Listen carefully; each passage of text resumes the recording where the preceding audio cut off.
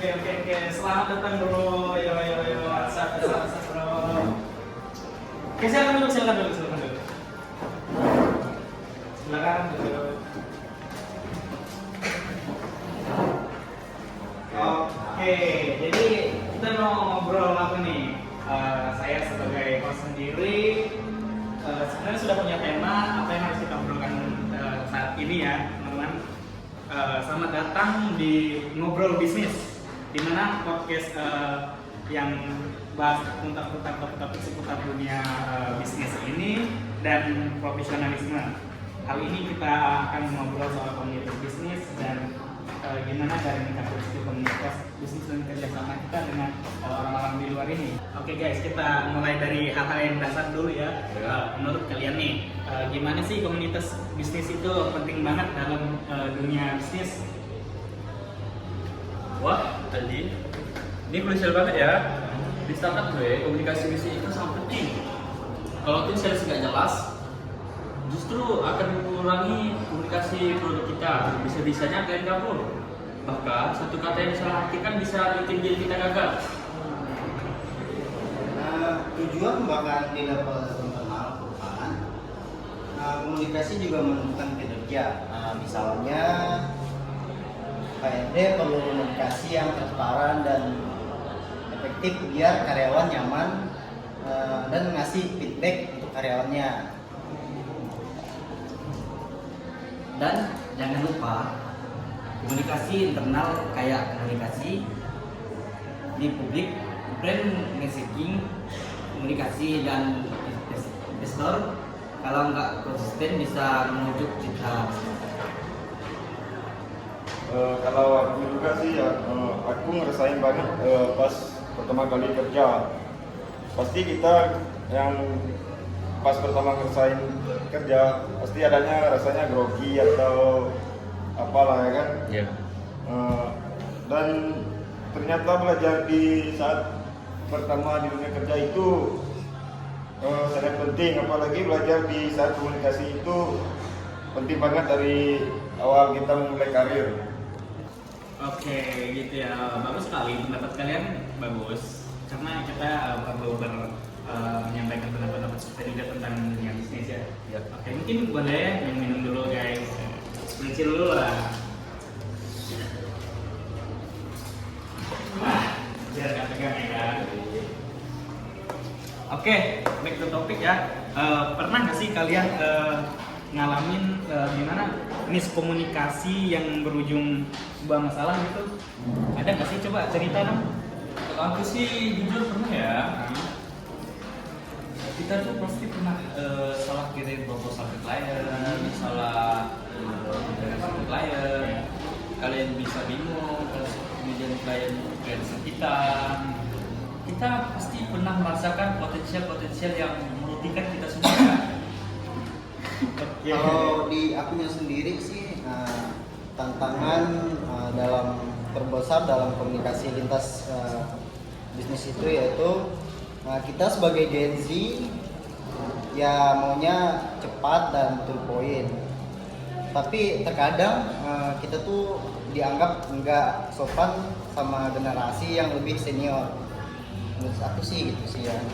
Oh gitu ya. Mungkin dari Christopher ada pendapat lain mungkin? Nah, mungkin di dalam dunia digital saat ini ya komunikasi semakin kompleks dan salah satu tren di media sosial sekarang yaitu bisa menjadi viral negatif dalam saat kita bicara tentang konten gitu ya. Jadi gitu. Nah, kira-kira teman-teman agar semua pendengar kita dapat mendengar secara praktis tuh kalian mungkin ya punya lah tips-tips untuk berkomunikasi dengan baik agar si pendengar ini bisa mendengar secara cermat apa yang kalian komunikasikan gitu. Kalau aku sih ada itu ya, ada satu contoh yang bisa aku kasih buat teman-teman semuanya, yaitu kita tuh harus selalu klarifikasi terhadap orang lain. Pastikan dulu kita tanya kepada orang tersebut apakah orang tersebut sudah mengerti apa yang kita bicarakan. Pastikan kita semua ini selalu tanya kepada dia apakah mereka sudah paham apa yang kita bicarakan atau tidak, gunanya agar tidak adanya miskomunikasi di antara kita dan mereka. Ya mungkin itu contoh dari saya.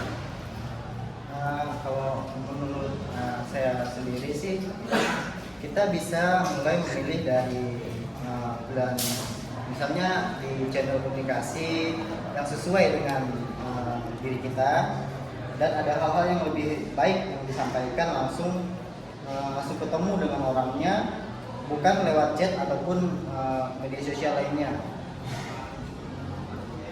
Mungkin kalau dari saya pribadi ya mungkin konsisten dalam misalnya kita berbicara sama orang lain, mungkin kita harus menyampaikan pesan tersebut dengan jelas agar pelanggan tersebut merasa tertarik gitu.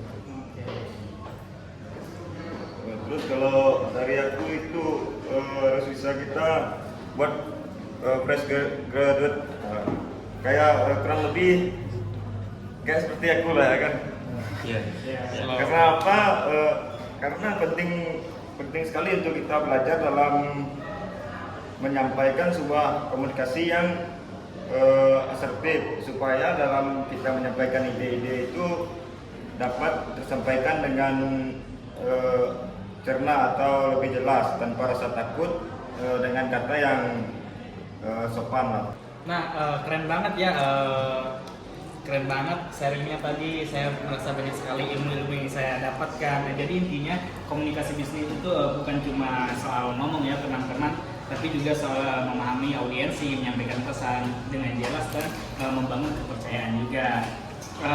Terima kasih ya buat Arya, buat Sanu, Julius, buat Christopher juga. Terima kasih sudah meluangkan waktunya untuk berbisnis tentang bagaimana cara berkomunikasi yang baik dan benar.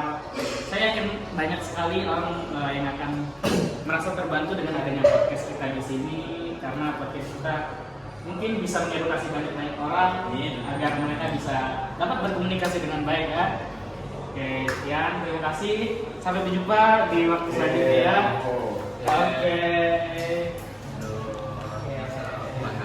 Oke, jadi baik, dari obrolan yang telah kami rangsungkan tadi, saya sebagai audiens yang mewawancara mereka, lebih tepatnya kami berkomunikasi ya, di mana bahwa komunikasi bisnis ini adalah kunci utama dalam menjalankan bisnis secara efektif dan profesional, teman-teman.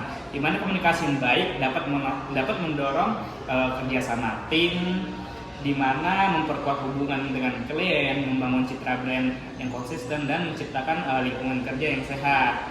Mungkin ada beberapa poin pentingnya yang bisa saya ambil dari apa yang telah kami bicarakan tadi. Yang pertama itu komunikasi yang jelas dan tepat bisa mencegah kesalahpahaman yang akan terjadi. Kemudian empati dan keterbukaan penting dalam komunikasi internal, terutama antara manajemen dan karyawan itu sendiri, teman-teman. Kemudian poin ketiga yang dapat saya ambil itu berupa adaptasi gaya komunikasi dibutuhkan untuk menghadapi berbagai bentuk tantangan yang ada, teman-teman. Kemudian ada juga dengan komunikasi tersebut, komunikasi yang efektif, komunikasi yang baik itu bisa merubah segala situasi dari yang tidak mungkin menjadi mungkin, teman-teman. Nah, secara keseluruhan komunikasi bukan sekedar penyampaian pesan ataupun informasi, tapi juga membangun relasi, menyampaikan visi dan menumbuhkan kepercayaan dalam setiap aspek bisnis yang ada di seluruh dunia ini, teman-teman. Begitu. Terima kasih teman-teman atas antusiasnya, senang bisa berbicara dengan teman-teman yang memiliki pengalaman yang luas, wawasan yang luas. Semoga video ini bisa bermanfaat bagi teman-teman semua. Terima kasih. Bye.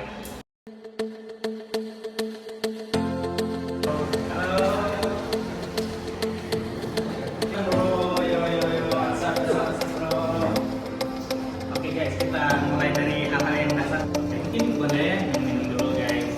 Kita salah kirim proposal bicarakan. Kan kita semua ini selalu tanya. Mungkin bisa mengedukasi banyak orang. Oke teman-teman, tugas kami sudah selesai. Di sini saya berbicara untuk sedikit menjelaskan tentang laporan analisis kinerja kami atau konten yang telah kami buat.